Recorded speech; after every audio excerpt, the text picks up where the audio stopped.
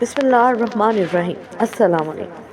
ایک کالا شخص اپنی بیوی کو گھسیٹتے ہوئے حضرت عمر رضی اللہ عنہ کے پاس لایا اور کہا میری بیوی نے بدکاری کی ہے، کیونکہ ہم دونوں میاں بیوی بالکل کالے ہیں مگر بچہ بالکل سفید رنگ کا پیدا ہوا ہے۔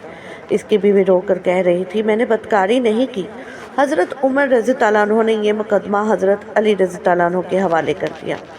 حضرت علی رضی اللہ عنہ نے اس شخص سے کہا سچ سچ بتانا، اس رات تم نے اپنی بیوی کو بسم اللہ الرحمن الرحیم۔ ایک سیاہ فام شخص حضرت عمر بن خطاب رضی اللہ عنہ کی خدمت میں حاضر ہوا اور اس کے ساتھ اس کی سیاہ فام بیوی بھی تھی۔ اس نے کہا میں کالا ہوں اور میری بیوی بھی کالی ہے مگر بچہ سرخ رنگ کا پیدا ہوا ہے۔ یہ میرا بچہ نہیں ہو سکتا، یہ کسی اور کا بچہ ہے۔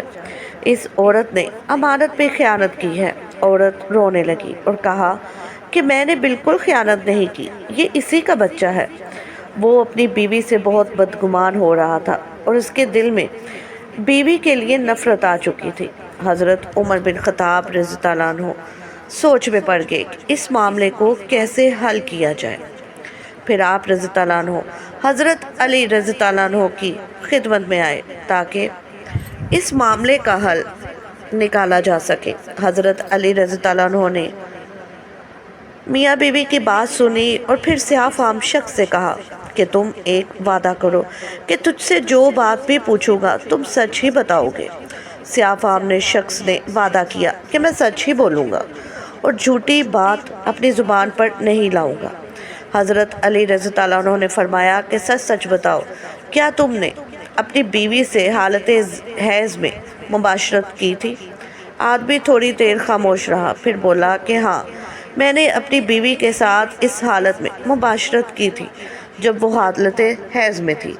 حضرت علی رضی اللہ عنہ نے فرمایا اس کا انکار نہ کر کہ جب تم نے حالت حیض میں اپنی بیوی کے ساتھ ہم بستری کی تب تمہارا نطفہ عورت کے سرخ خون کے ساتھ مل گیا، جس کی وجہ سے بچہ سرخ رنگ کا ہی پیدا ہوا، لہٰذا یہ بچہ آپ کا ہے اور اپنی بیوی پر جھوٹی تہمت مت لگاؤ۔ اسد بن ابراہیم اور مالکی جو علماء اہل سنت سے ہیں وہ عمار بن یاسر اور زید ابن ارقم سے روایت کرتے ہیں کہ امیر المومنین علی ابن ابی طالب ایک روز ایوان قضا میں تشریف فرما تھے۔ ہم سب آپ کی خدمت میں موجود تھے۔ ناگہاں ایک شور و غل کی آواز سنائی دی۔ امیر المومنین نے عمار سے فرمایا کہ باہر جا کر اس فریادی کو حاصل کرو۔ عمار کہتے ہیں کہ میں باہر گیا اور ایک عورت کو دیکھا جو اونٹ پر بیٹھی فریاد کر رہی تھی اور خدا سے کہہ رہی تھی اے فریاد رس بے قصاں، میں تجھ سے انصاف طلب کرتی ہوں اور تیرے دوست کو تجھ تک پہنچنے کا وسیلہ قرار دے رہی ہوں۔ مجھے ذلت سے نجات دے اور تو ہی عزت بخشنے والا ہے۔ میں نے دیکھا کہ ایک کثیر اونٹ کے گرد شمشیر برہنہ جمع ہے۔ کچھ لوگ اس کی مفاقت اور حمایت میں اور کچھ اس کی مخالفت میں گفتگو کر رہے تھے۔ میں نے ان سے کہا امیر المومنین علی ابن ابی طالب کا حکم ہے کہ تم لوگ ایوان قضا میں چلو۔ وہ سب لوگ اس عورت کو لے کر مسجد میں داخل ہوئے۔ ایک مجمع کثیر تماشائیوں کا جمع ہو گیا۔ امیر المومنین کھڑے ہو گئے اور حمد و ثنا، خدا و ستائش محمد مصطفیٰ صلی اللہ علیہ وسلم کے بعد فرمایا بیان کرو کیا واقعہ ہے اور یہ عورت کیا کہتی ہے۔ مجمع میں سے ایک شخص نے کہا یا امیر المومنین اس قضیہ کا تعلق مجھ سے ہے اور میں اس لڑکی کا باپ ہوں۔ عرب کے نامی گرامی معزز و معتمل مجھ سے اس کی خواست کاری کرتے تھے مگر اس نے مجھے ذلیل کر دیا۔ امیر المومنین نے لڑکی کی طرف رخ کیا اور فرمایا کہ جو کچھ تیرا باپ کہتا ہے کیا یہ سچ ہے؟ لڑکی روئی اور چلائی یا حضرت پروردگار کی قسم، میں اپنے باپ کی بے عزتی کا باعث نہیں ہوں۔ بوڑھا باپ آگے بڑھا اور بولا یہ غلط کہتی ہے، یہ بے شوہر قانونی کہ حاملہ ہے۔ امیر المومنین لڑکی کی طرف متوجہ ہوئے اور فرمایا کیا تو حاملہ نہیں ہے اور کیا تیرا باپ جھوٹ بول رہا ہے؟ لڑکی بولی آقا یہ سچ ہے کہ میں شوہر نہیں رکھتی، لیکن آپ کے حق کی قسم میں کسی خیانت کی مرتکب نہیں ہوں۔ پھر امیر المومنین نے کوفہ کی ایک مشہور داعیہ کو بلوایا اور کہا کہ اس کو پس پردہ لے جا کر جائزہ لو اور مجھے صحیح حالات سے مطلع کرو۔ دائیہ لڑکی کو پس پردہ لے گئی۔ تحقیق کے بعد خدمت امیر المومنین میں نہایت حیرت سے عرض کرنے لگی، مولا یہ لڑکی بے گناہ ہے کیونکہ باکرہ ہے اور کسی مرد سے ہم بستر نہیں ہوئی، مگر پھر بھی حاملہ ہے۔ امیر المومنین لوگوں کی طرف متوجہ ہوئے اور فرمایا کہ تم میں سے کوئی شخص ایک برف کا ٹکڑا کہیں سے لا سکتا ہے؟ لڑکی کے باپ نے کہا کہ ہمارے شہر میں اس زمانے میں بھی برف بکثرت ملتی ہے، مگر اس قدر جلد وہاں سے نہیں آ سکتی۔ امیر المومنین نے باطریق اعجاز بڑھایا اور برف ہاتھ میں تھا۔ دائیہ سے فرمایا کہ لڑکی کو مسجد سے باہر لے جاؤ اور ظروف میں برف رکھ کر لڑکی کو برہنہ اس پر بٹھا دو اور جو کچھ خارج ہو مطالعہ کرو۔ دائیہ لڑکی کو تنہائی میں لے گئی، برف پر بٹھایا، تھوڑی دیر میں ایک سانپ خارج ہوا۔ دائیہ نے لے جا کر امیر المومنین کو دکھایا۔ لوگوں نے جب دیکھا تو بہت حیران ہوئے۔ پھر امیر المومنین نے لڑکی کے باپ سے فرمایا کہ تیری لڑکی بے گناہ ہے کیونکہ ایک سانپ تالاب میں نہاتے وقت اس کے رحم میں ہو گیا، جس نے اندر ہی اندر پرورش پا کر یہ صورت اختیار کر لی۔ حاجت مندوں کے لیے حضرت عمر رضی اللہ عنہ کا دروازہ ہر وقت کھلا رہتا تھا۔ جو شخص آتا اس کی داد رسی کی جاتی، کسی کو کسی دوسرے پر فضیلت نہ تھی۔ ایک اصول تھا کہ جس سے ہر خاص و عام واقف تھا، اور وہ یہ کہ جو زیادہ نیک اور متقی تھا وہی زیادہ معزز و محترم تھا۔ جس نے اعمال خیر اور جہاد اسلامی میں زیادہ خدمات انجام دی تھی وہی دوسروں پر فوقیت رکھتا تھا۔ اس کے علاوہ کوئی دوسرا معیار نہ تھا جس سے لوگوں کا مرتبہ متعین کیا جاتا۔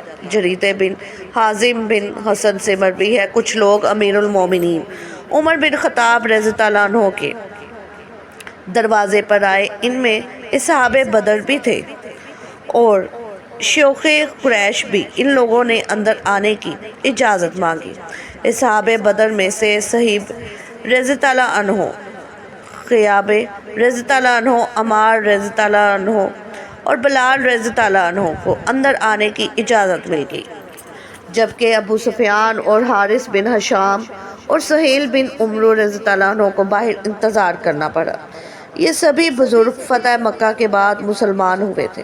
اس صورتحال کو دیکھ کر ابو سفیان نے کہا، آج کے دن سے زیادہ میں نے اپنی بے قدری کبھی نہ دیکھی تھی۔ رؤسائے قریش باہر بیٹھے ہیں اور غلاموں کو اندر بلا لیا گیا ہے۔ یہ سن کر سہیل بن عمرو نے کہا، اے سردارہ قریش، میں نے آپ کے چہروں پر ناراضگی کے آثار دیکھ لیے ہیں۔ اگر غصہ کرنا ہے تو اپنے آپ پر کریں۔ سارے لوگوں کے سامنے اسلام کی دعوت پیش کی گئی تھی اور آپ کو بھی مخاطب کیا گیا تھا۔ وہ لوگ جلدی سے آگے بڑھے اور آپ پیچھے رہ گئے۔ آپ کو اس دروازے سے ان کا پہلے داخل ہونا ناگوار گزرا۔ خدا کی قسم یہ تو کوئی بات نہیں، وہ تو اپنے درجات کی بلندی میں آپ سے اتنے آگے بڑھ گئے ہیں کہ اگر آپ اس کا احساس کریں تو اپنی محرومی پر کف ملتے رہ جائیں۔ پھر مزید کہا، اے لوگو، یہ سب اللہ کی راہ میں جہاد اور سبقت اسلام کی وجہ سے آپ سے آگے بڑھ گئے ہیں۔ اب آپ کے لیے ایک ہی راستہ ہے کہ تلافی مفاد کر سکیں، اور وہ جہاد کا راستہ ہے۔ شاید اللہ تعالیٰ آپ کو شہادت کا رتبہ عطا کر دے، آپ کے درجات بلند فرما دے۔ حضرت سہیل رضی اللہ عنہ اس کے بعد اسلامی لشکروں کے ساتھ شام میں جا شامل ہوئے اور میدان جہاد میں شہادت پائی۔